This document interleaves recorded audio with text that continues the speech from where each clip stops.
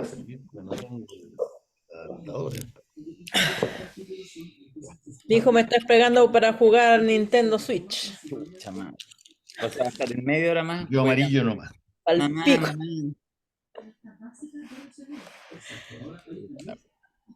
Ya. Mate. Ya, ¿estamos en condiciones de empezar? Sí, Ya, listo. Se graba. mira. Mira quién viene, pues. ¿Quién? Y La él gata. sabe que está empezando el programa. Oye, Juan la cagó. El amor por Pues las sí. cámaras de ese gato es peor que yo. Weón, Es que yo creo que es un gato que tiene unas ganas locas de opinar y la Alejandra no lo deja, weón. no Bueno. lo dejo. No, la Alejandra no deja en general. Ay, ya, ella ya se está Ay, Dan. quejando. Ahí ya salió, ahí salió. Ahí ya tiró la machista. ya. Sí, sí. No, no se Oye, puede. me han contado, ¿Qué te he contado? quienes han estado con ustedes cuando no he estado yo, que me pelan de lo lindo. Me contaron así, pero Ya. Oye, pero me sinceremos, gusta Matu, presentar la renuncia. que hace un minuto no estaba Paulsen y también lo estábamos pelando. Ah, ¿viste? Ya, es lo único que falta. Sí. Sí, porque no está, se tiene que poner para la espalda. Deporte Nacional. Oye, ya, vamos a empezar el podcast. El Mayol, no sé si llegue, se típica weando, ¿sabes? Hablemos a Mayol, pues. Ahí se te conchan los meados. No, no, con Mayol no. Ay, Mayol. ¡Mayol! Dice Alberto, como dice Alberto.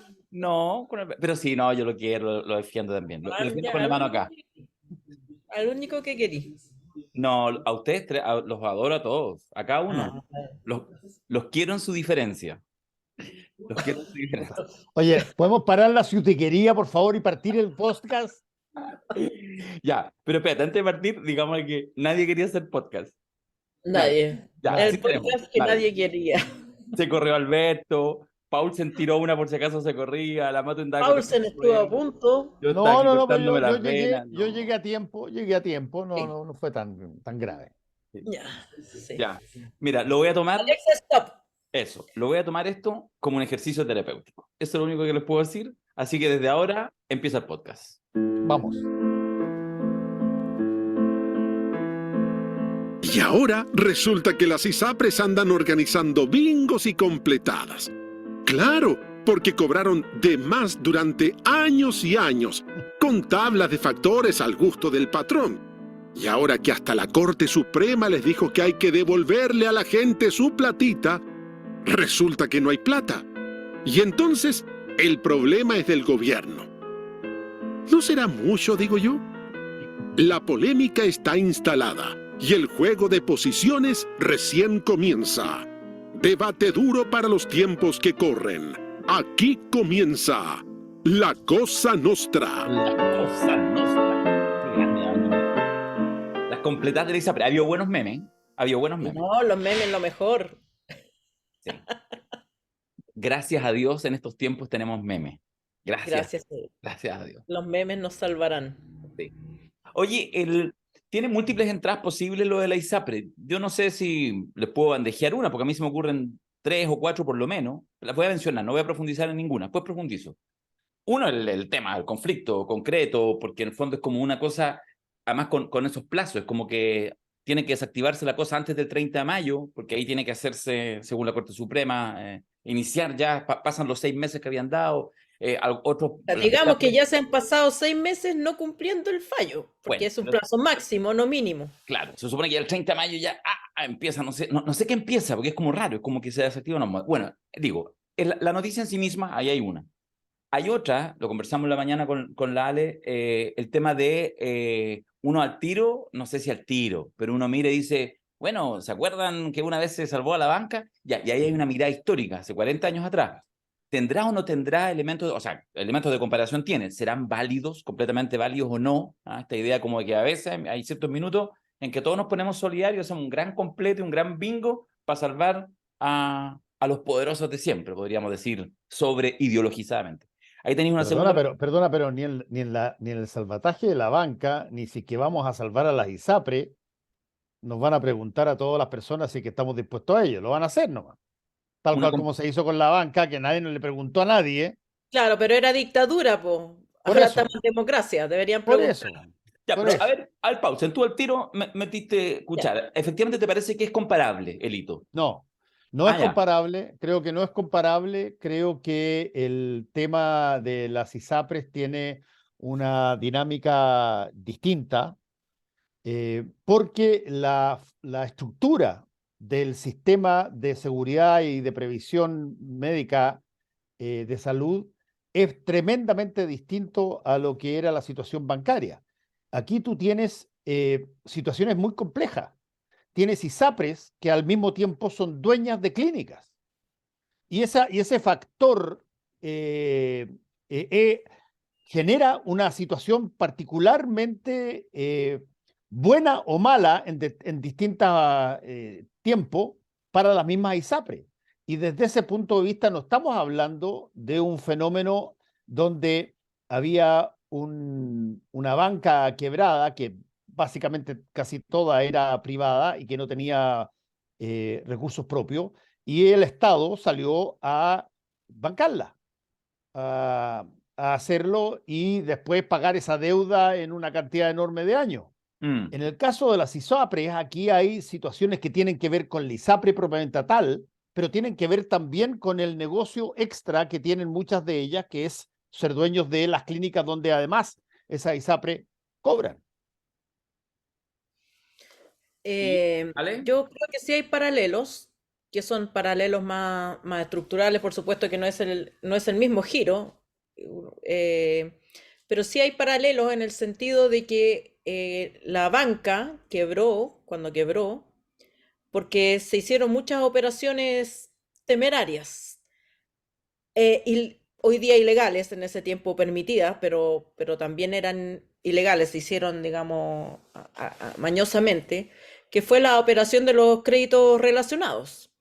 Los mismos bancos creaban empresas, le prestaban plata que esas empresas de ellos mismos no podían pagar, y entonces en el fondo usaban los bancos para arreglarse los bigotes, gracias también a que se endeudaron cuando el dólar estaba barato con los créditos internacionales que promovía el propio gobierno en su momento.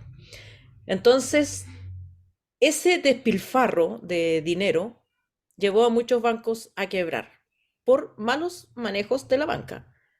Y el Estado de Chile, es decir, todos los contribuyentes, que no teníamos ni pito que tocar, le tuvimos que prestar el 41% de nada más y nada menos que del Producto Geográfico Bruto a la banca, que la pagó en cuotas, en cómodas cuotas mensuales. No sé si ya todos terminaron de pagar, pero hace poco todavía Sí, pagaron había todos, bancos que creo. estaban pagando Sí. sus cuotas.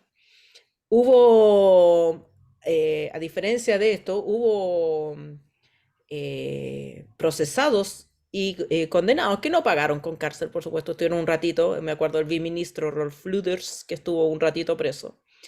Se escaparon otros, ya recordaremos a uno que fue presidente que se escapó precisamente en esa debacle.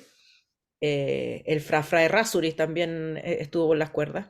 Hubo procesos penales que se demoraron 50 años en resolverse y que algunos todavía, me parece que todavía están abiertos esos casos, sin condenado.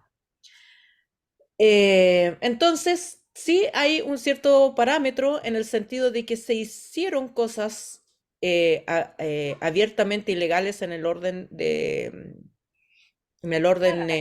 normativo de la época, ok, choose English, Ahí ya. está. Sí, sí. Que tuvimos que pagar todos los chilenos. En este Llegó. caso, lo que llamamos la industria, que no es una industria, son administradores de recursos colectivos, como es las cotizaciones de salud, administradas por las ISAPRES para proveer un servicio, que ellos determinaron que funcionan con el modelo de los seguros, que es que mientras menos probable que la persona asegurada tenga un problema, más dinero gano, y por lo tanto, lo dijeron la ISAPRE en su momento, preferimos a las personas sanas que a las viejas, que a las mujeres, que a los enfermos. Esto cambió con una ley que se dictó en el gobierno de Sebastián Piñera, que dijo, no, pues usted está proveyendo un servicio social y por lo tanto no puede hacer estas distinciones. Y esa ley es conocida, promulgada por el Estado de Chile, y las ISAPRES deliberadamente se la bypasaron. Siguieron cobrando con las tablas de factores. Y ese es el problema.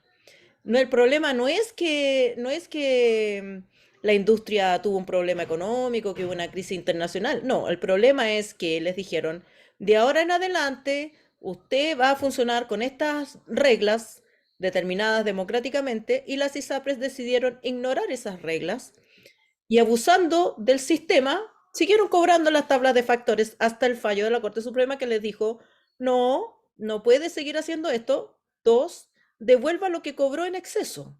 ¿A quién? A las mujeres y a los viejos. Entonces, ¿por qué hemos de pagar todos esa farra, ya que les gusta, que es la palabra de moda, esa farra de las ISAPRES con plata que no les pertenece? Bueno, esa es la pregunta.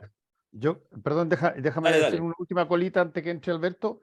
Hay que recordar que el caso de los bancos y todo eso derivó de 2 variables que fueron dictadas en dictaduras que fueron muy determinantes para esa situación, si que se quiere comparar con lo que está pasando con las ISAPRES. Una, el gobierno de la época fijó el dólar a 39 pesos y más aún, el gobernante de esa época dijo que los 39 pesos irán a ser ad eternum. No fijó fecha de término de los 39 pesos, por lo tanto, endeudarse en dólares era una cosa súper atractivo.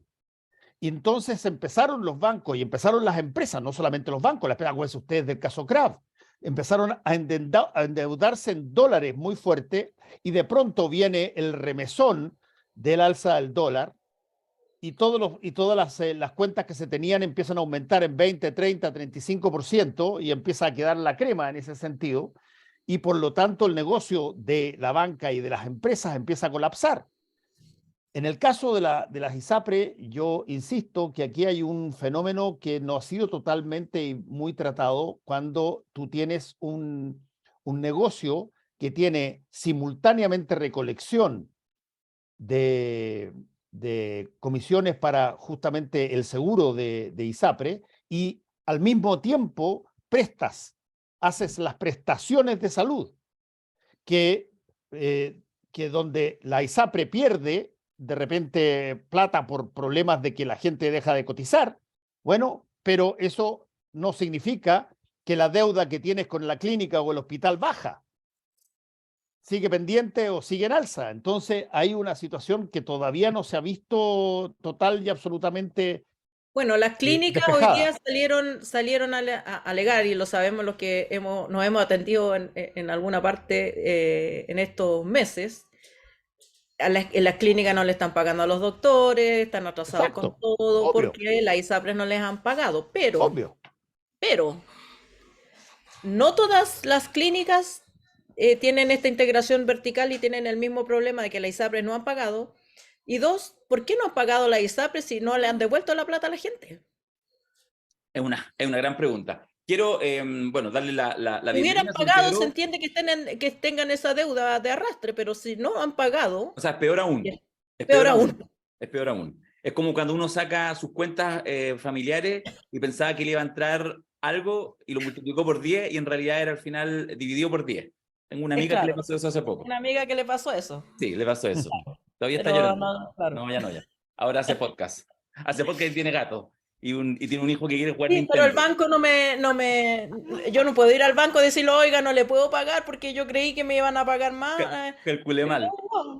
No me van a condonar ni un mes, ni un día de interés. Pero Ah, canjeale ya, pues, a publicidad. jugar Nintendo. Oye, déjame, bueno, darle la bienvenida a Alberto. Estamos hablando de las ISAPRES, como te das cuenta, estamos partiendo el podcast hace poquito. Mira, déjame plantear lo siguiente, porque además ayer que me di la vuelta habitual que me había en el ley de Julio César, y de alguna manera parafraseé, así que va a estar bueno como bandejeo a mi compadre Mayol, porque esta bajada de título del Big Bang con esta palabra que siempre resuena porque creo que hay que volverla, hay que ponerla en letras doradas, porque yo creo que eso es parte del aprendizaje que tenemos que hacer como sociedad chilena, que es esta idea de la política inútil. O sea, todo lo dramático y todos los efectos muy complejos cuando la política es inútil. Ay, pero que cuando la política es inútil. O sea, imagínate, la política es, desde el punto de vista de lo público, de la suma de las voluntades de los ciudadanos, de la posibilidad de entre todos juntos hacer cosas, es inútil. Eso es la política y entonces es inútil. Y eso ha sido el signo de los tiempos. Entonces, a mí me pasa que lo que estamos conversando ahora respecto a la ISAPRE, más allá de cómo se resuelva, yo tengo la sensación que efectivamente se va a resolver, que va a ser empate. Voy a decir así, las ISAPRES no van a perder. Las ISAPRES, cuando dicen algunos, mira, si esto se cumple a rajatabla, en septiembre ya no hay ISAPRE. Mira, estoy viendo mi bola de cristal, te cuento. En octubre va a seguir habiendo ISAPRES. El próximo año va a seguir habiendo ISAPRES. En 5 años más va a seguir habiendo ISAPRES. Porque estoy viendo una especulación. Entonces me parece que efectivamente esto se va a acomodar. Que parezca lo menos para el lado de las ISAPRES, pero algo va a pasar. Perdonen mi escepticismo. Entonces, ¿qué es lo que pienso? Si yo sigo esa hipótesis, me pasa que veo con este y otros elementos esta cosa muy compleja de la sociedad chilena, que nosotros caminamos como por una delgada línea, siempre como pisando, en vez de minas antipersonales, como el tema del abuso. La sociedad chilena se ha construido, ¿cierto? Por eso insisto que parafraseo a Alberto, a partir de la idea del abuso. Es abuso la palabra gigantesca o el concepto gigantesco que se nos instala en el estallido social. Y eso está por ahora superado como estallido social, no superado como una sociedad del abuso. Entonces caminamos sobre el abuso, pero con buenos elementos para que no salte la mina. Es decir, sí, mira, es abuso, pero tenéis derecho a crédito. Ya, sí. Mira, podéis mandar a tu hijo a la universidad, primera generación, nos enorgullecemos. Mira, si clasifica Chile al Mundial, te endeudáis y vais al Mundial, ¿te acordáis? ¿Tenéis todavía las fotos de Francia 98? Sí, ¿viste? Es porque podíamos endeudarnos, pues bueno. ¿Ah? Y si no fuiste, lo viste en una tele de 50 pulgadas. Bueno, esa es la sociedad chilena, para caricaturizarla, y eso es una delgada línea que vamos caminando por sobre el abuso. Y así se sostuvo durante 30 años, de repente hizo crack, y ahora como que vuelve a lo mismo. Entonces, le pido más su opinión, Alberto, haciendo este planteamiento que a mí es el que más me asusta, que no es la posibilidad del crack político en el corto plazo, sino que justamente esto se acomode y sigamos acumulando pus en una sociedad chilena que de vez en cuando va a ir haciendo otros crack, no necesariamente de la mano de estallidos sociales, sino otro tipo de estallido. Bienvenido, Alberto. ¿Qué tal? ¿Cómo están? Disculpen la demora en la incorporación. A ver, primero, esto tiene muchas dificultades, pero tiene una gran gracia, que es que es un escenario de laboratorio extraordinario para efectos sociológicos, porque la descripción completa del fenómeno, volvemos a una situación que se en otros temas que hemos visto, y es que la solución no existe. O sea, no existe por lado y lado, me explico. El gobierno tiene una oportunidad de oro en esto. Una oportunidad de oro problemática, pero una oportunidad de oro. Porque, y la razón por la que tiene una oportunidad de oro es porque el gobierno, ustedes me escuchan, ¿cierto? ¿Me siguen Sí, escuchando? te escuchamos bien. Está ahí pegado en la imagen, pero se te escucha bien, así que dale nomás. Sí, ok. Entonces, porque el gobierno estaba en el eje donde era todo horror, ¿no? Que es el famoso eje de seguridad, estallido violento, ¿ya? Terroristas, narcotraficantes, los narcotraficantes eclosionando después del estallido, supuestamente en pos de la justicia, pero que en realidad termina mal. Ese eje era el infierno. Y el eje anterior, que dominó desde el 2011 hasta hace muy poco, era el eje de la relación asimétrica, del abuso, fundamentalmente entre empresas y ciudadanos, pero no entre empresas y trabajadores. Ese no era el eje era entre empresas y consumidores o usuarios. Entonces, el gobierno, con el tema ISAPRE, retorna a ese mundo. Y entonces podría ir y decir, hago la apuesta de ganar esta batalla y reposicionar un eje perdido. Hago la apuesta. Pero tiene dos dificultades. Y si no ganan la apuesta, ¿qué pasa si no ganan la apuesta? ¿Qué pasa si finalmente, cuando tú haces una apuesta en política y el tema no prende, lo quemas? Y al contrario, entonces no solamente no lo instalas, sino que lo exorcizas. Pero supongamos que gana. ¿Qué es que gana? Gana. Primero, ¿qué es que gana? ¿A qué te refieres con que gana? Es que gana. Supongamos que gana. Si ganase, toca con todo el empresariado con el que está tratando de establecer una relación bastante más adecuada, bastante más gratificante, en fin, y chocaría con una agenda que es parte también de la agenda, que es una agenda contradictoria a esta, por supuesto, pero esa agenda tampoco te sirve mucho porque te permite tener inversión, pero no te permite crecer porque la gente no te está aceptando eso. Entonces, finalmente, porque básicamente tú puedes jugar en el eje del rival, pero si juegas en el eje del rival, no tiene ninguna gracia. Recordemos las palabras en una entrevista que le hacen a Margaret Thatcher, ya retirada, ya jubilada, ya en otro mundo.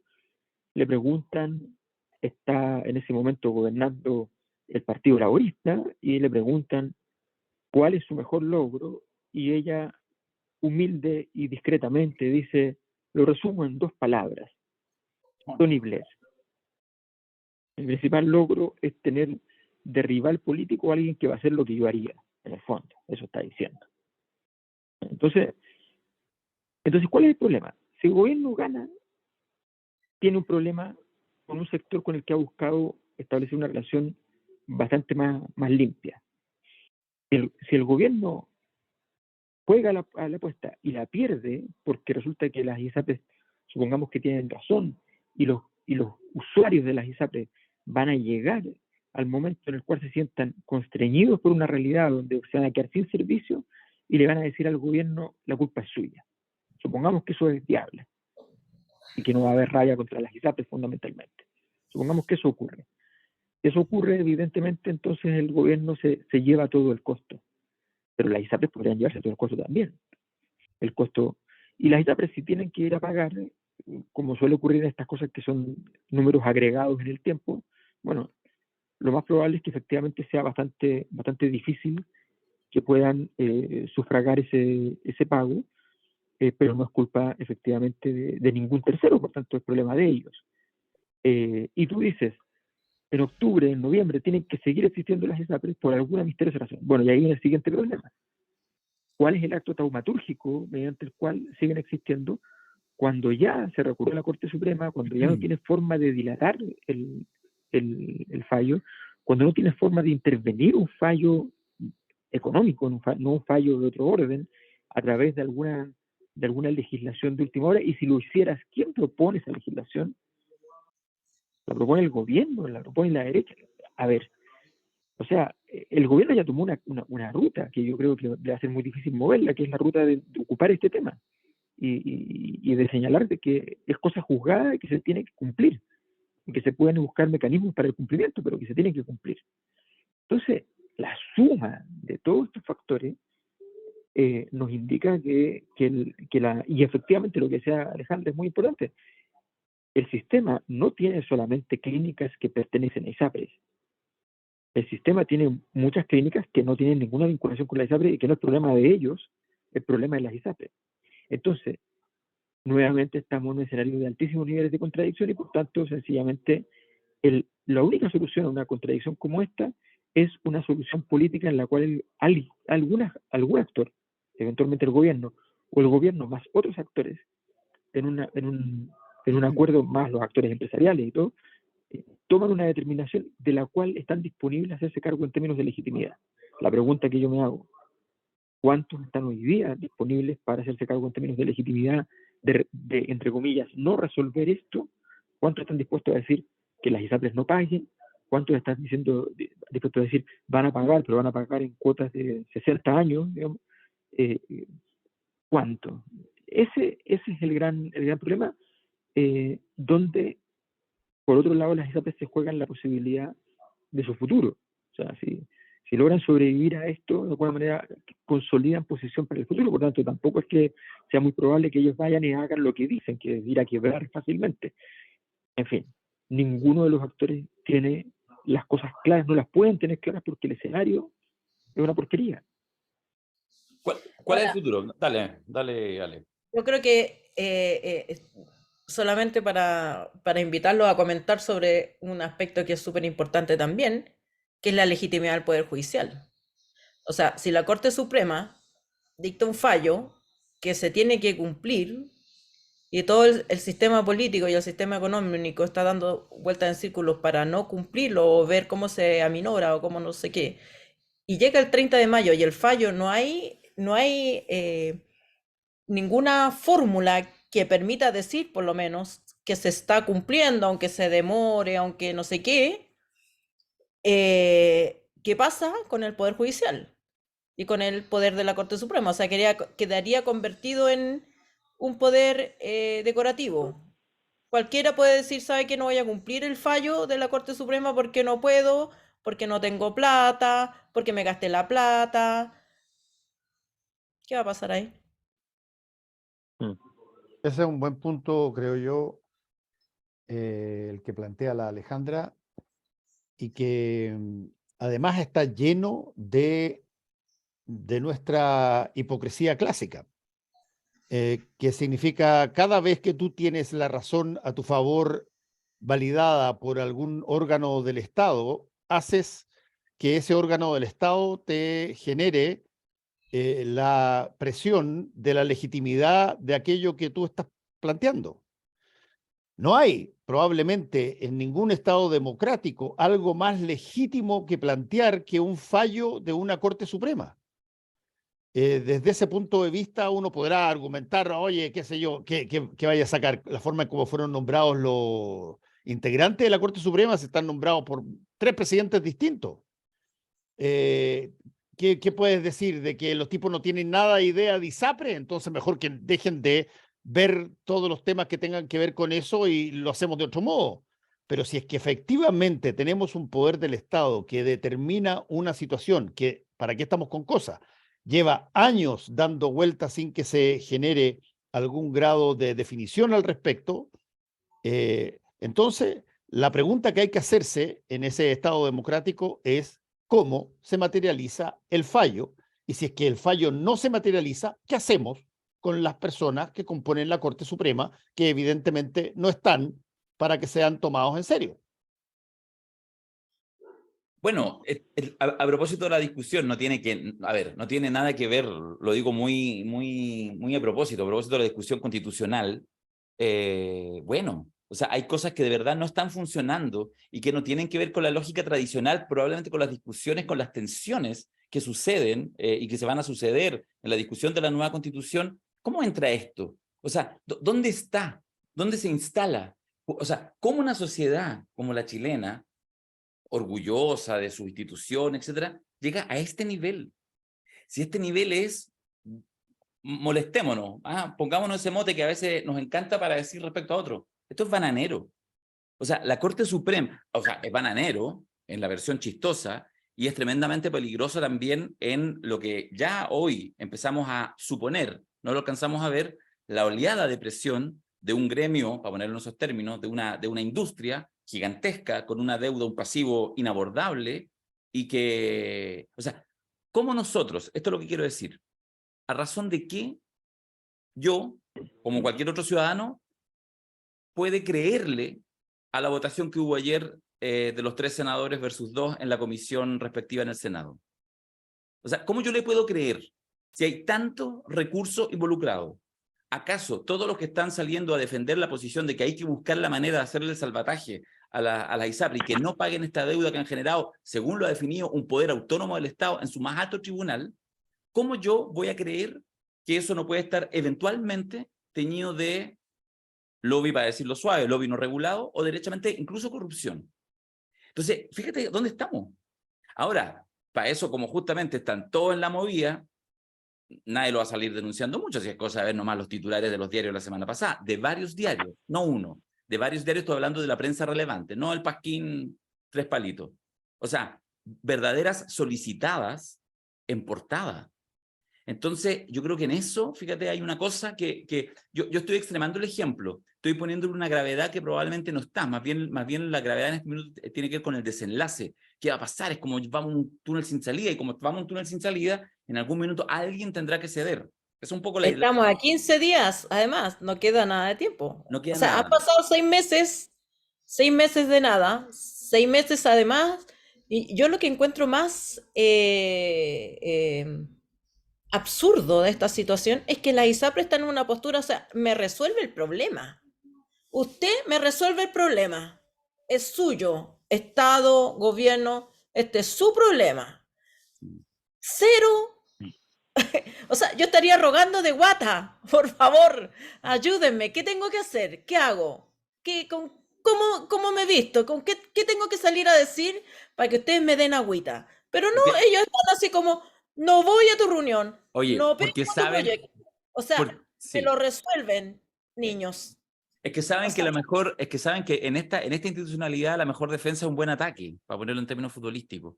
O sea, de verdad, si lo que señala es grotesco, de hecho, por ahí algunos adjetivos fuertes, lo señaló hace un par de días la vocera de gobierno, han salido porque de verdad, reciente, o sea, si uno pone los elementos sobre la mesa, debieran estar las ISAPRES, todos sus ejecutivos, los más importantes, los que cobren así como sobre 5 palos, de ahí para arriba, los dueños, los debieran que estarnos mandando canastas aquí, con vino a los de, cotizantes, de rodillas a lo Vázquez, ¿me de entendió? ¿No? De rodillas a rodillas a lo lo Vázquez. Vázquez. Y no, y No, no. ellos están así como, no, resuélvanme el problema. O sea, So Boric, haga algo, están diciendo. Boric, y So Boric. aquí donde uno ve la distorsión cuántica de los principios ideológicos. Porque estos son los señores que defienden la libertad económica a rajatabla y la disminución a su mínimo posible del Estado, en que el Estado supuestamente solo se debe hacer cargo de las personas, de aquello que el mercado no quiere ocupar, ¿cierto? De las personas abandonadas o sin recursos, el mínimo minimorum, porque para el resto la libertad económica y el que entra al mercado y florece, que perviva, y el que fracasa, que muera. Ese es, digamos, el dogma. Y aquí, digamos, todo lo tiene que resolver el Estado, que ¿con qué? Con los dineros de los contribuyentes, mayoritariamente no cotizantes de ISAPRE. El 70% de la población se atiende en FONASA. ¿Por qué los cotizantes de FONASA tendrán que resolver el problema de las ISAPRES? Porque están en esta especie de chantaje. Si ustedes no me resuelven esto, aquí va a quedar la hecatombe. O sea, hello. ¿Y dónde está la política de que el Estado no intervenga, de que el Estado es una molestia, de que el Estado tiene que dejar de existir? La propiedad privada y la propiedad de nosotros los cotizantes de ISAPRE, de nuestros fondos y nuestras cotizaciones de los cuales ellos se han apropiado indebidamente, según ha establecido la Corte Suprema, esa propiedad no vale. Oye, solo para ir cerrando el tema, es noticia en desarrollo, veremos si el próximo martes nuevamente lo conversamos, o si al martes siguiente, que es 30, creo que es 30, claro, 30, más claro, sí, 30, imagínate, ese día vamos a estar esperando las 12 de la noche. El así día como, del juicio final. es como el día del juicio final, digamos. ¿Ah? No sé cómo va a pasar, pero ¿cómo lo ven ustedes? Porque solo comento el largo análisis, aunque no me quedó claro si solamente ponía, Alberto, las hipótesis respecto, digamos, al camino del gobierno, que ha tomado una actitud en esto. No logré leer con atención si más bien supones que puede ser una estrategia exitosa o no, o solamente ponía los elementos. Pero lo que quiero decir es que a mí también me sorprende, y lo voy a decir así, positivamente, un cierto vigor. No sé si el tema les quede grande, puede ser, pero creo que hay un cierto vigor en el gobierno, que ya veíamos algunos brotes verdes, lo digo de nuevo, y en este caso, al menos, es un gobierno que me parece que en el tema de las ISAPRE, al menos en estas declaraciones iniciales, asume una actitud que corresponde con el mundo político donde venía, y eso es más o menos nuevo, porque eso no estaba sucediendo el año pasado. No sé cómo ven ustedes en general el futuro, en las próximas semanas y meses, cómo puede ir decantando esto, digamos. Sí, no, yo creo que a ver, no, mi diagnóstico más bien tiene que ver con el hecho de señalar que ningún actor puede tener ninguna certeza, porque el agua en la piscina es la clave a veces en las apuestas. Una apuesta en la sociedad es por definición un cambio de posición, es ir a buscar una posición distinta a la que estás ocupando.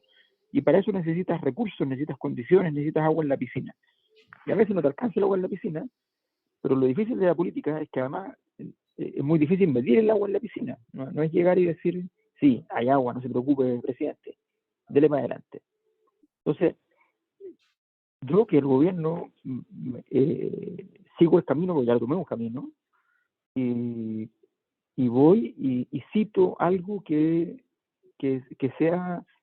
genere una cierta verdadera o simulada homogeneidad estructural con ciertos sectores más al centro. Me explico. Uno va y dice, el presidente Boric baja un día a la prensa, se acerca y le dice, obviamente, oye, ¿qué piensa de...? Bueno, voy a citar al presidente Lagos, hay que dejar que las instituciones funcionen. Punto. ¿Qué quiere decir? Se entiende perfectamente lo que usted quiere decir. Eso es todo. Ya está, o sea, una cosa así de contundente, una cosa así de clara, una cosa así de simple, una cosa así de laguista. Pero, perdona, pero Lagos no diría Sí. esa frase en este minuto. No, pero No. Lagos no puede negarla si le preguntan en este minuto. Te apuesto que sí, güey. No puede negarla. O sea, no puede decir. No, No, pero la que, dijo siendo presidente, lo que diga hoy día no vale, hoy día es el ciudadano Lagos. ya, pero el ciudadano Lagos, hoy, si le preguntan sobre este mismo tema, no puede decir algo diferente porque es tan obvio, todo lo que hemos dicho es tan obvio. O sea, es tan obvio que a ver, si las ISAPRES habían descubierto que eran deficitarias con el modelo de negocio que las regulaciones les estableció, debieron decir, ¿saben qué? Yo me retiro del negocio porque sencillamente esto es deficitario. ¿Ya? Punto. No funciona. Está bien, ustedes tienen todo el derecho a poner las regulaciones que les parezcan, pero resulta que yo no puedo existir No me en da. esas condiciones. No me da. Punto. Avisa y me voy. Y yo voy y digo, ok, me salto esta norma. Y asumo que llegará el perdonazo, que va a llegar el perdonazo. Porque hay muchas cosas que a mí nunca me quedaron claras de la forma y la estructura legal de los salvatajes a los bancos. Pero lo que está claro es que hubo formalmente un salvataje a los bancos.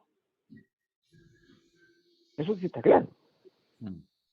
Eso fue reconocido incluso. Claro. O sea, el salvataje a los bancos existió y eso, entonces está dentro de la institucionalidad.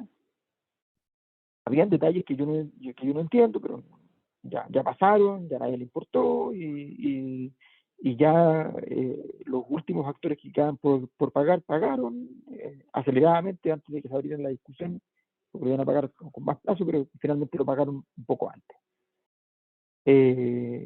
Y fue un pésimo negocio para el Estado, igual, aunque hayan pagado, en fin, por una serie de razones. Pero más allá de eso, fue una decisión política que se tomó, una decisión político y administrativa que se tomó y que se ejecutó. En este caso, lo único que se ejecutó fue lo contrario. Lo que se ejecutó fue decir, tiene que pagar, tiene que devolvernos este dinero. Y luego, recurriendo a tribunales, llega a la Corte Suprema y te dicen lo mismo. No queda alternativa, no hay. ¿A dónde pensaban las ISAPRES que iban a ir? ¿A dónde? Entonces, tal vez alguna autoridad, ex autoridad, alguien les dijo, no se preocupen, esto no va a ocurrir, no es viable que ocurra, y se va a entender y en algún momento se va a modificar, y qué sé yo. No tenemos idea. Lo cierto es que ellos siguieron bajo una estructura donde evidentemente el sistema, si es que les llegaban a cobrar retroactivamente, que era una cosa obvia que iba a ocurrir, porque en realidad no era retroactivo, era desde el momento en que se había emitido, se había promulgado la ley, y del momento en que además hay fallo, ya no hay nada más que decir. Entonces, de verdad, las ISAPRES no tienen por dónde tener un salvataje ni político, ni de ningún tipo, porque no están las condiciones para eso. No están las condiciones políticas porque además no hay una figura, y esto es un asunto importante, no hay ninguna figura política, jurídica, que sostenga un salvataje de una situación en la cual no fueron víctimas de una situación externa ni de nada. Entonces, yo honestamente creo que el gobierno no le queda más que apostar a jugar con mucha fuerza, y lo que sí tiene que hacer es, en este intertanto, es montar un sistema para recoger a esa población con las prestaciones adecuadas. Entiendo que ya está viendo el tema de los convenios, pero no solamente un tema de convenios, aquí hay una estructura que tiene que funcionar de una manera tal de que justamente esa población, esta es una jugada fundamental para el gobierno, una cosa interesante, porque podría llegar a demostrar que en poco tiempo el sistema público logró adaptarse a la realidad de esta industria. ¿Sabes cuál es el problema, Alberto, creo yo, de base de toda esta situación? Que no lo tenía, si se quiere, en su momento, el problema de los bancos. El tema de base de la situación es que tú no puedes posponer tu estado de salud hasta que se mejoren las condiciones para que tu asegurador te pueda financiar lo que tú pagas todos los meses para que lo haga. Tú estás en un problema y te vas a ir al hospital. Tu pariente o tu mamá o tu papá o tu hermano o tus hijos están en problemas, los vas a llevar a un hospital. Lo vas a tratar de llevar al mejor hospital que puedas sobre un determinado tema. Te lo van a diagnosticar, te lo van a auscultar y tú, el 90% de la gente no tiene la opción de decir, ya, gracias por decirme que tenía este problema en el páncreas.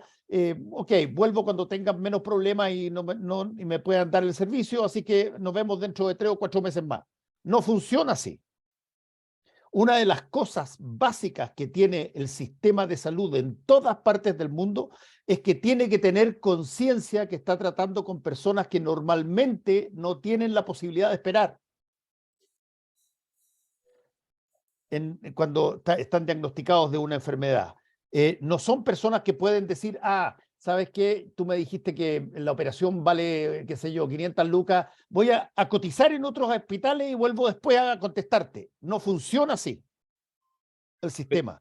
Tú estás en una situación donde tienes muy poco margen como paciente de funcionamiento, porque es tu salud la que está en riesgo cuando te toca la ISAPRE. Mientras tú estás pagando, evidentemente esa situación no se cumple. Pero cuando tú entras a un servicio de salud y has pagado, la situación automáticamente pasa a ser una situación extraordinariamente urgente, siempre, no a veces, siempre. No puedes tú esperar para determinadas cosas o darte el gusto de darles más tiempo a ver si es que se compensa la situación de déficit que tiene el ISAPRE. Y desde ese punto de vista, cuando hay problemas en torno a la salud, siempre, y esto lo digo en sentido figurado, no lo digo para nada en sentido real, sino que en sentido figurado, peyorativo, pero figurado, siempre uno está como sometido a un chantaje. Ay, bueno, si es que usted no puede operarse porque no ha pagado la ISAPRE, entonces sabe que, bueno, vaya a otra clínica. Tú no puedes hacer eso cuando estás con problemas. Estás asustado, tienes miedo, sabes que vas a perder el trabajo, sabes que eventualmente tu familia puede recibir menos ingresos y por lo tanto estás en una situación. Por eso la salud tiene que tener un tratamiento particular. Estás en una salud donde normalmente no puedes dar respuestas que en otras instancias menos catastróficas las puedes dar y decir ya esperemos una semana, esperemos un mes y ahí conversamos de nuevo. Pero a ver si se les arregla el problema a las ISAPRE. Sí, pero fíjate que justamente yo no le quiero quitar ni una coma a lo que dice Fernando, y por eso mismo creo que el problema desde el punto de vista, más allá incluso de la particularidad de ahora, sino como cuando uno lo trata de mirar en la perspectiva del tiempo, cómo uno construye un futuro social, cómo uno construye las bases del país que va haciendo el día de mañana, justamente por lo que dice, es que yo creo que es súper dantesco este problema, porque esa urgencia termina siendo, en sí misma real, pero más termina siendo el argumento y la razón para el lobby para mantener efectivamente un negocio y para que algunos consumen el abuso. Eso es lo que lo hace justamente muy complejo, lo que acabas de señalar, Fernando, porque yo estoy de acuerdo. Y Efectivamente, eso es lo odioso, y eso es lo odioso. que usen a los 3 millones de cotizantes como Sí, rehenes de la rehenes, solución. rehenes. Eso. Aquí el cuchillito.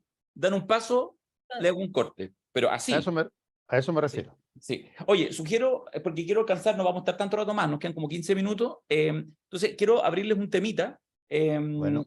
Una temita, porque esta es noticia en desarrollo, así que vamos a ir viendo. Lo que estaba pensando mientras hablaba, no sé quién, alguno de ustedes, decía, y si la próxima semana parte la Cosa Nostra con así un aviso de la asociación de ISAPRE, no sé qué, ¿cómo estaríamos? Yo encuentro que, mira, con las lucas que deben estar invirtiendo. Mejor. Parte con un evento a beneficio, Eso. ¿ya? De 27 horas de amor, ¿ya? Para juntarles la plata para poder devolverle la plata a los chilenos, pero juntarle la plata a las pobres ISAPRE. Entonces, Sí, Ya. la completada VIP. Sí. Yo creo que nosotros salimos, mira, iba a decir algo, pero después me pueden capaz que me caiga la justicia encima, así que no voy a decir que salimos más barato que un senador. Oye, No tratéis de, ahora, si no te enfermí en estos días, sí, pues. no, eso sí. No, No, yo soy bueno, FONASA. a pura agüita llantén. Sí, FONASA. Pero fui ISAPRE, me echaron una patada y ya hace como 10 años soy FONASA. Oye, y no me enfermo nunca, así que casi no lo ocupo. Esta semana me da el patatú. Oye, los republicanos, ya hablamos la semana pasada, ganaron y todo. Lo que pasa es que creo que en la semana, fíjate, no sé si ustedes lo han visto, esto me resonó porque ayer en nuestra habitual digo, sesión de los lunes, en el taller El Aprendiz que hacemos con Mayol, de hecho se lo comentamos a los no son alumnos, son los asistentes, que hay noticias subsidiarias del gran triunfo de republicanos el domingo antepasado, el 7 de mayo, pero claro, ya en esta primera semana de 23 consejeros electos viene lo que algo esbozamos hace una semana, que es la cuadratura del círculo. La cuadratura del círculo, porque esa sí que es cuadratura del círculo, es decir, la mitad de la convención electa del Consejo Constitucional ama la Constitución de Pinochet y votaron un rechazo en todas y ahora están a cargo, ¿ya? Entonces eso está muy simpático. Y en esa cuadratura del círculo pasan cosas, el mejor de ellos, pues ya está lindo, Luis Silva, lindo y célibe, o sea, las tiene todas, es el yerno perfecto desde cierta perspectiva conservadora. Entonces, No, pues si es numerario, no puede tener sexo. bueno, pero igual es el yerno perfecto. Es como un artista de Hollywood, tú sabes que no vas a tener sexo con él, pero igual, pues es como el DiCaprio del rechazo, ¿me entendió? Perdón, ¿no? pero ser numerario Perfecto, no pero no se significa, puede ser numerario no significa que no puedes tener sexo. Ah, no, No ¿se se puede puede casar. reproducir? Es que No, sí, no. puede casar?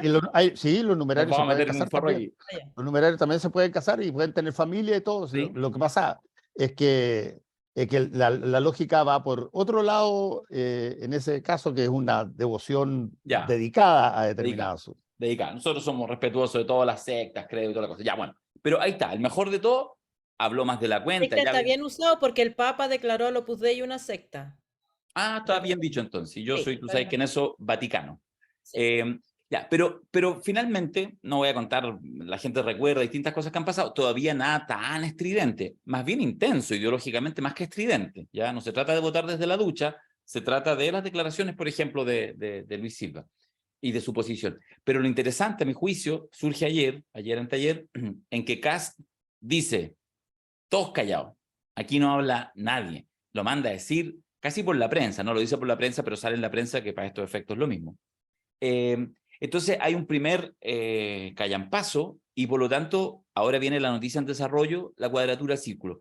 La pregunta que les hago, ¿cómo lo ven? Porque ya empezamos, faltan 3 semanas, el 7 de junio se instala ya la convención, hay tensiones en este preciso instante que estamos hablando con el comité de expertos, lo dejo ahí si alguien también quiere meterle mano a eso, pero esa cuadratura del círculo, ¿será que efectivamente terminará siendo un gran dolor de cabeza para Kast y sus boys el tremendo triunfo que tuvieron el 7 de mayo, pero al tiro, ya un dolor de cabeza haber sacado tantos convencionales y tanta votación? ¿O lo sabrán administrar finalmente? Esa es la duda que les hago. Yo solamente quiero decir una cosa, que nos encanta ver el dolor de cabeza en Kast, pero también es un dolor de cabeza para la izquierda, que ahora se tiene que abrazar a la Constitución del 80 y dejar de decirle la Constitución de Pinochet y decirle la Constitución de Lagos. Digo, Que mande Eso ya, declaraciones. eso ya había sido así bastante en la constitución anterior, entre otras cosas, porque el propio Lago y varios otros fueron los que lo dijeron. Ahora, yo creo que para la pregunta de Darío, y yo lo formulé el martes pasado, eh, republicanos están en un dilema, pero están en un dilema que para ser honesto con ellos y digamos con su... es un dilema que probablemente a muchos partidos les gustaría tener, que es un dilema donde si es que el resultado del proceso constitucional termina con una aprobación general del público a algo que controla y domina el Partido Republicano, el Partido Republicano y muchos de sus miembros tienen pero la vía libre para llegar a los gobiernos, pero muy rápidamente, porque consiguieron algo que dos gobiernos distintos no lo consiguieron. Segundo, al mismo tiempo, y aquí viene lo que decía la Ale, tienen que dirimir qué hacen con esa parte del alma que tienen, que dicen, oye, ojalá que esta cosa fracase para que podamos volver a la Constitución del 80, que en realidad le podemos hacer una monería aquí y una monería allá, pero queremos que sea más estructuralmente ella. Y ese dilema los va a seguir. Y yo creo que de alguna manera, yo se lo pregunté a una persona republicana en Tolerancia Cero la semana pasada y antepasada, o me acuerdo si también si fue En última mirada. en Última Mirada, pero básicamente ellos dijeron, yo les pregunté, oye, ¿esto significa que ustedes quieren que salga y que se apruebe y por lo tanto capitalizar esta cuestioncita? Y la respuesta fue, depende. Vamos a ver, el depende pasa a ser una variable bastante más presente de lo que, por ejemplo, todos tienen cuando gana su sector para llevar adelante un determinado cometido. Si es que el cometido es sacar una nueva constitución, bueno, van a tener que primero afinar las cosas a su interior porque aparentemente no todos están de acuerdo en que debiera haber una nueva constitución. Quizás la gran mayoría preferiría que se hicieran reformas en el Congreso de acuerdo a las posibilidades que esté y que no haya una materia específica de transformar la constitución que a ellos les satisface en alguna cosa nueva, porque cualquier cosa nueva que tenga, de alguna forma, distorsiona el plan original. Y eso es una cosa que hay que dirimirla también.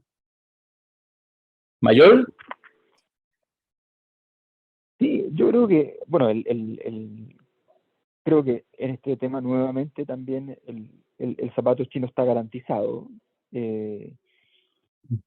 Yo ni siquiera me atrevo a decir si es más positivo o menos positivo. Yo creo que el gran problema que van a tener todos los actores en esta situación, bueno, lo primero es que el Partido Republicano quedó en una posición en la cual por primera vez está dentro de la habitación. Perdonen la metáfora, pero mis pares de años trabajando con Macari me construyeron metáforas en mi cabeza de las cuales no queda sino escandalizarse. Pero la única metáfora a la que puedo recurrir es la metáfora que sé que se usa en todo caso para motivos mucho más nobles que este, ¿ya? De una habitación cerrada en la cual un actor primero, otro actor después y diversos actores finalmente empiezan a enrarecer el aire a través de la expulsión de gases con efecto invernadero, digamos, ¿ya? Y esos gases transforman en invivible ese lugar. Ese lugar, la única solución que tiene potencial es que salgan actores, haya tanto gas, o que alguien definitivamente logre abrir puertas y ventanas y se airee. Pero lo que termina por pasar en la política normalmente cuando hay situaciones como esa es que entran nuevos actores que vienen con la promesa de que van a abrir las puertas y las ventanas, no las logran abrir, quedan adentro atrapados, se suman al coro. Y el coro no es de voces, ¿no? Entonces, la situación se vuelve tóxica en sentido estricto. El Partido Republicano está dentro de la habitación, ha entrado a la habitación. Y se empezaron a tirar La pega. Eso es lo que está diciendo Alberto. Y ya empezaron a tirarse pedos. Ya empezaron a tirarse pedos. Pero ¿por qué estamos hablando Y no han, así? y no han podido abrir Es la que puerta. Macari le puso esa idea en la cabeza, no se la puede quitar. No se lo puede sacar. No, es que las variaciones de la caca son todas de Macari. Esa es la tesis. Entonces seguramente por una serie de diversos motivos que solo el psicoanalista podrá Ominosos, comprender además. con toda claridad. No, pero insisto, creo que la metáfora es conveniente porque nos permite entender qué significa la legitimidad. O sea, el problema de la legitimidad no es un problema formal, es un problema material. Es invivible una determinada forma de existencia en política bajo las condiciones de ilegitimidad. Entonces, el asunto es muy simple. ¿El Partido Republicano, al entrar en la habitación, es capaz de oxigenarla? No, no es capaz de oxigenarla. Ergo, esto le pasó a Boric, esto le pasó al Frente Amplio.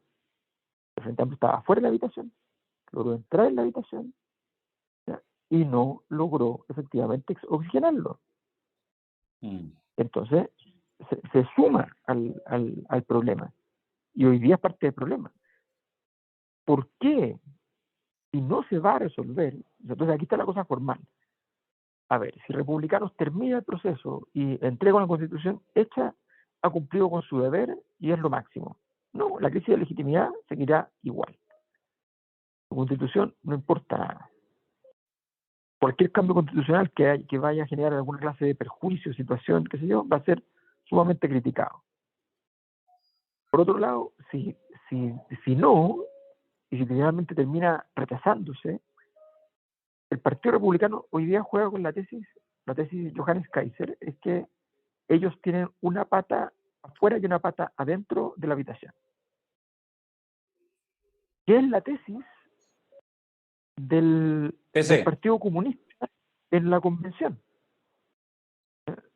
No, Estamos más bien en el afuera gobierno de Bachelet, más bien en el gobierno de Bachelet, ahí viene originariamente. Una pie en el gobierno y otra pie en la calle. En la convención, ellos dicen, aquí hay un juego que es por dentro y hay que mantener la garantía de la legitimidad a través de la acción por fuera. Sí, es que bueno. Entonces, la idea de que había que rodear la Constitución. Hay que rodear la convención. La convención, más bien esa, sí. Claro. Bueno, pero en ese contexto, aquí lo que pasa es que obviamente los que rodean el Consejo no son las masas populares, sino que son unos sectores de las élites. Porque los republicanos pueden decir todo lo que quieran, que han obtenido una importante dosis de votación popular, ¿ya? Pero eso no significa que sus actores provengan naturalmente de ese mundo. De hecho, estábamos hablando recién de una situación que sería muy extraña en ese mundo. De un numerario, el Opus Dei, en fin. Entonces, dicho esto, solo resta decir que no veo cómo van a poder administrar la idea de que si ganan por un lado, ganan, y si ganan por el otro, ganan igual, porque no necesariamente va a ser así, porque el fondo del asunto es lograr un proceso de legitimación que haga que la sociedad deje de estar disruptiva, deje de estar bajo la complejidad en que está, y si eso llega a ocurrir, entonces efectivamente sería un gran triunfo para los republicanos. Porque eso es poner orden. Eso es poner orden. ¿Ya? No decir que vas a llegar con mano dura, reprimir, qué sé yo, y ver si efectivamente entonces eso genera una especie de pacificación forzada. Eso es una hipótesis que no sabemos si funcionaría. Lo que realmente generaría un cambio estructural es la existencia de legitimidad.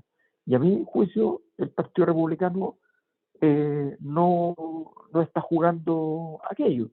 E insisto en que el Partido Republicano hoy día, de acuerdo a los datos de la encuesta de la Cosa Nostra, no es fundamentalmente un depositario de un mandato claro en términos programáticos, ni es depositario de una confianza política. Es Oye, pero depositario. Alberto, déjame hacerte Sí, una pregunta sobre lo que tú estás diciendo.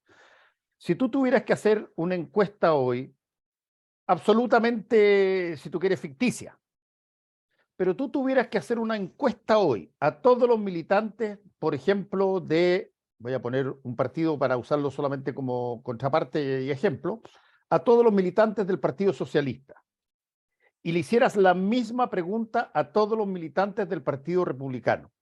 La pregunta es, ¿le gustaría a usted que fuera aprobada la constitución que va a salir del Consejo? Sin que tú es sepas una. exactamente hoy día cuáles son exactamente los contenidos, sino solamente desde el punto de vista del poder. Mm. ¿Cuáles crees tú que serían las respuestas? Los republicanos contestarían, por supuesto que nos encantaría que fuera aprobada, independientemente de que pueda haber una discusión y que entren materias que eventualmente puedan ser consensuadas y que no sean del gusto de los republicanos. O, en el caso del Partido Socialista, temen de que los republicanos se lleven la pelota para la casa y todas las cosas sean de otro tipo y por lo tanto estén más cerca del rechazo que del apruebo. Si que tuviéramos que analizarlo hoy, ¿cuáles tú crees que podrían ser las respuestas? Wow, es una excelente pregunta. La verdad, pero primero, a nivel de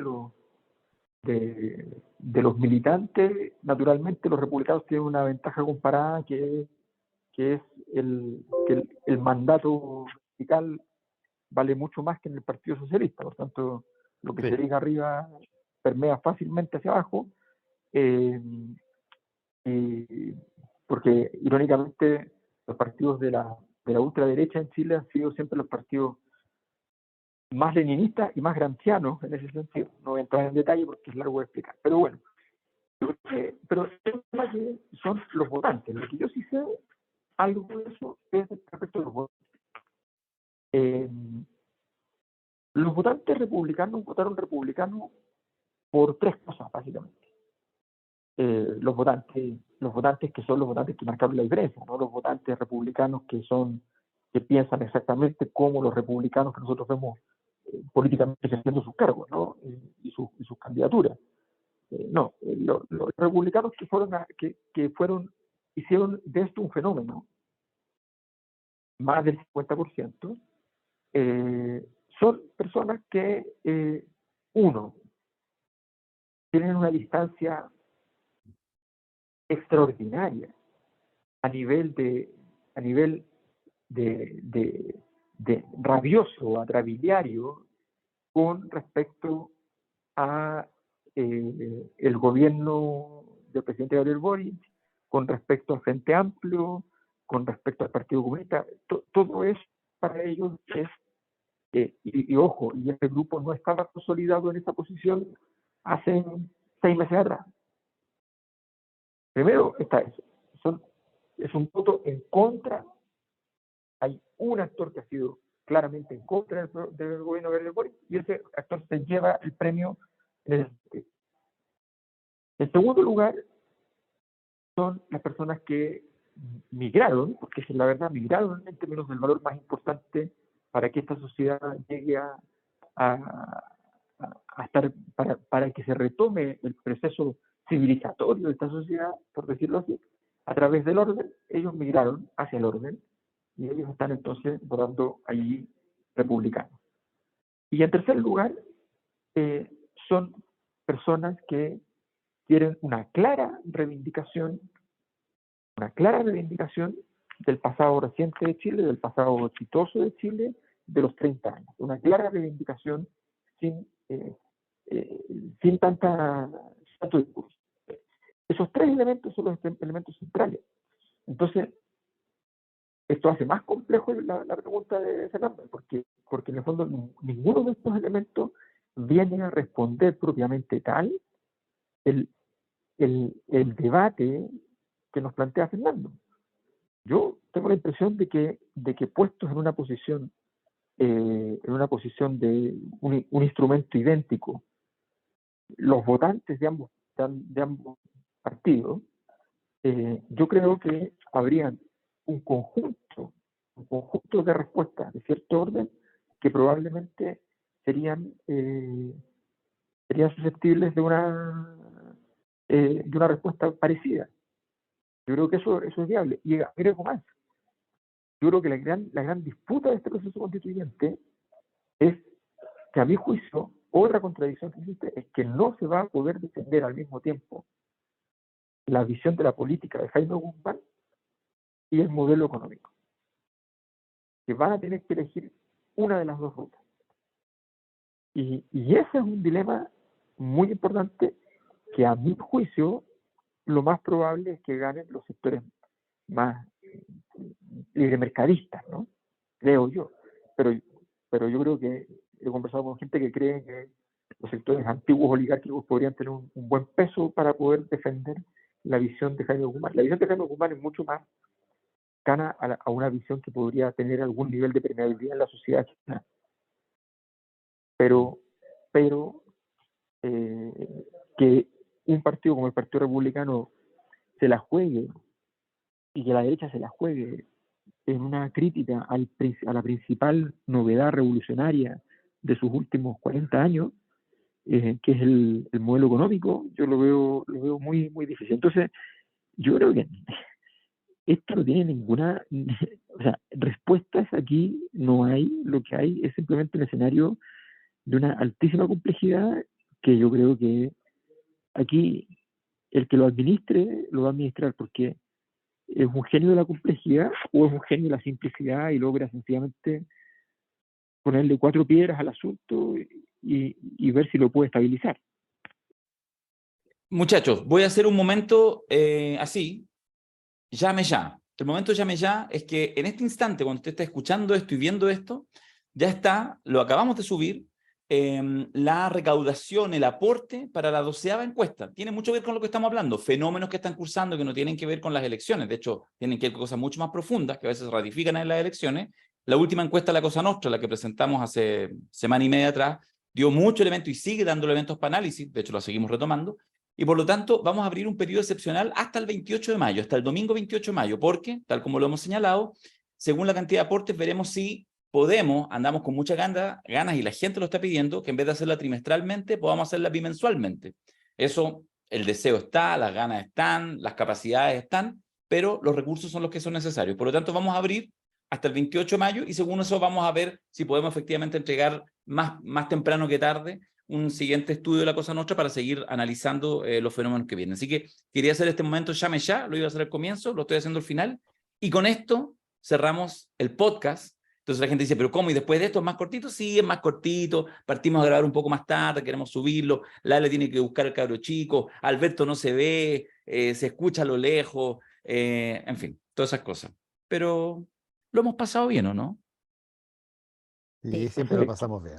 Y se han Siempre dicho pasamos. cosas. Se han dicho Se cosas. han dicho cosas. Que no se diga que no se dijeron cosas. Exactamente, que no se diga que no se dijeron cosas. Oye, ya, seguimos hablando, los republicanos vamos a estar volviendo. Mira, si no es todos los podcasts, podcast por medio, porque ahora la llevan, po. Así que tienen que hacerse. Yo me quiero sentir más seguro, ¿ah? Yo les digo eso.